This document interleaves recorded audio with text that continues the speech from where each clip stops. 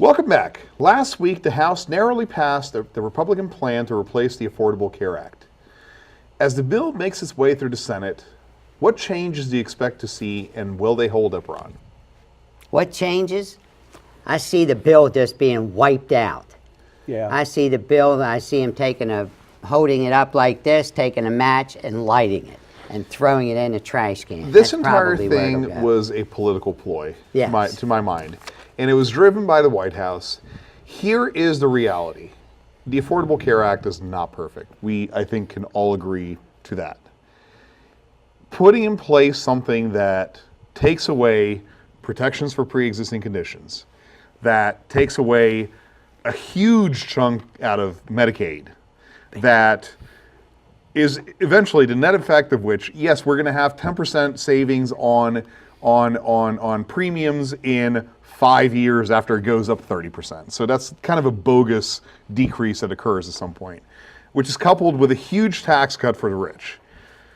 I think that if this goes through, the people who most needed something, some sort of relief, the people who, let's be honest, the Affordable Care Act was not perfect, but the net effect of it was that there were several tens of millions more people who have health insurance. They were sold a bogus bill, not necessarily the bill in Congress, but they were sold something during the election that somehow they were going to maintain the same coverage or have better coverage. It was going to cost less, and there wouldn't be anybody disenfranchised or anybody who would lose coverage. It's complete baloney.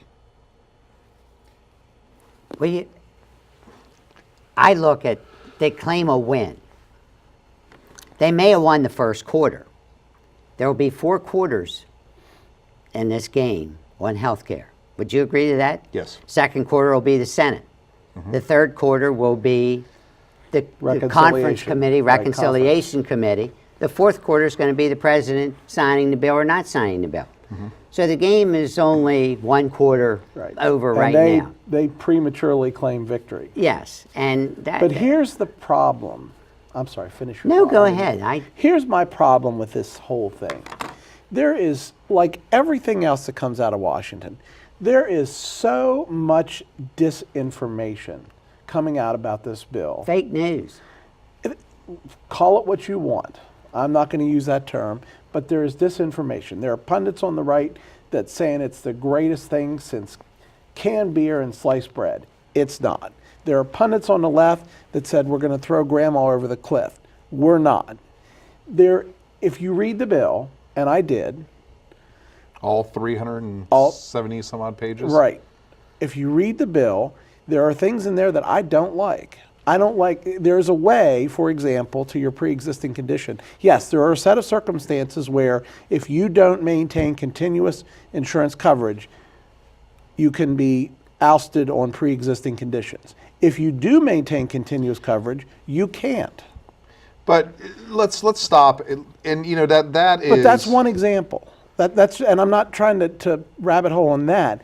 But the point is that they're taking some of this stuff, both the left and the right, out of context and making it fit their political agenda.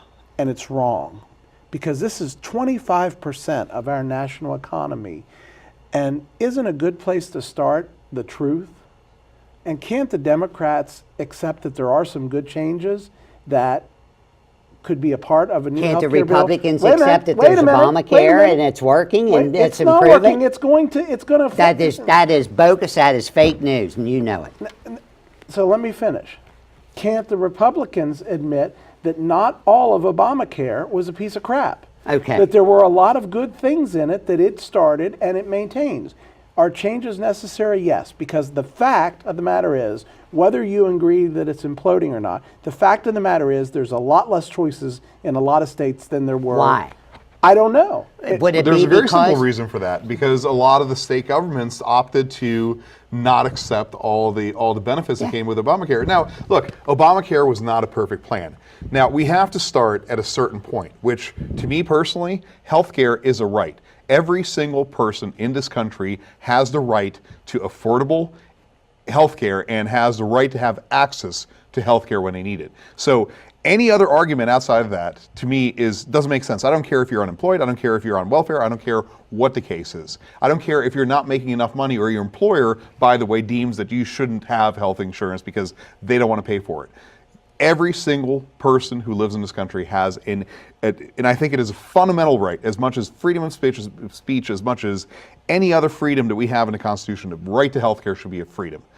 We pay more for health care per individual in this country and per outcome than any other developed country in the world. And the reason for that is our medical system is broken. It is broken fundamentally. So until we fix that, guess what? No matter what plan we come out with, is simply going to either cut coverage or it's going to cost more. That's the only way this is going to go. Coupling a healthcare bill with a massive tax cut to people who are making over, who are in the highest tax percentage. If I hear the word or the term job creators one more time, I'm going to hurl. Trickle-down economics was proven, first of all, Keynesian economics in the first place was proven to be faulty during the Great Depression, during the 1920s and 30s. So the very basis upon which trickle-down economics is based is crap. So giving a tax cut to the rich, somehow equating to better health care, please somebody explain that to me. But you could argue at any given point in time that every economic theory, Keynesian or otherwise, has been proven wrong. And it's not about I don't think it's about the particular theory. I think there's a lot more that goes into it than just whether it's supply side or demand side or whatever side. I think there's a lot more that goes into it. I agree that there's a lot of things in our healthcare system that is broken. I agree that I think it's undisputed that we do pay more than anybody else in the free world. But I also think we have pretty good outcomes. And if we didn't, then people wouldn't be flying here from everywhere in the free world. Where do people fly here to avail themselves to our healthcare? And that is an argument that I hear very often. They're not coming here from Canada. They're not coming here. As a matter of fact, I've heard quite the opposite. People are going to Canada because anybody's covered in Canada.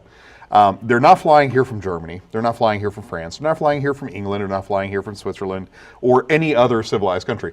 Are they coming here from Saudi Arabia? Maybe. They also cut people's heads off in Saudi Arabia. So I really don't equate that to good health, to a good measure. So that, to me, honestly, is a bogus argument. Well, I think that if you look at it on the whole, you may be right there. But I think if you look at particular subspecialties, especially around cardiac and some of those advanced technologies that we have that others in the world don't, there are people that fly here. Well, I don't have numbers or statistics. But by the same token, people fly other areas as well, right? So, when it comes to specialized medical equipment, have you ever noticed when you go to the hospital, every single specialized piece of medical equipment, whether it's an EKG machine, an MRI, where are they all made? Germany or Switzerland. So that doesn't mean necessarily anything. They have the advanced manufacturing to be able to produce those pieces. One of the best medical systems, believe it or not, in terms of the quality of doctors and the education of the doctors is Cuba. They don't have the equipment to have, but they have some of the best outcomes. So to me, that, again, putting ourselves on this pedestal and assuming that somehow we're better than everybody else I just think there is no merit to that. And we need to be honest with ourselves. Our medical system is broken. We need to fix it. And in order to fix it, it's not going to be, honestly, Obamacare was broken. We know that. It had some good things. It had some bad things. This new, whatever we call it, Trump care, whatever, or Ryan care, or whatever we settle on, is going to be broken as well because we're not addressing the fundamental things that are broken with our healthcare system. Well, what's the way we bring it all back to get it improved? We do have international health care. We got to break the entire... Don't we have international health care now? We do, sort of. Because you can go to the emergency room tomorrow. Anybody can go to the emergency room tomorrow and be seen. Right. But who pays for that? That's why health care is out of sight. So with the lobbyists in Annapolis, so what if we are in Annapolis and in Washington? Didn't we just drain the swamp? Isn't that what the 63 million people are talking about draining? I think the rate at which we're draining the swamp does not supersede the rate at which it fills back up. Because it's filling up just as quick as it was being drained, and they didn't clean it out. At least the city park. Thank God for the city park of Hagerstown. When they drained the lake, they took the stuff out that was really making it bad. And they took the alligator out. Yeah, but we're not doing that in Washington. So you get rid of one group of lobbyists in Washington, and you bring in another group that's got more money to do more damage. So how are we going to ever do it? If you took the word Obama out of health care, what in the world would your side of the aisle do? They couldn't talk about, what are we going to do with Obamacare, Obamacare, Obamacare? Is that the only word they can use? Well, Ron, I honestly think you're going to get the last word on that. So, up next, our panel singles out this week's winners and losers, and they're probably more of one than the other. Stay tuned.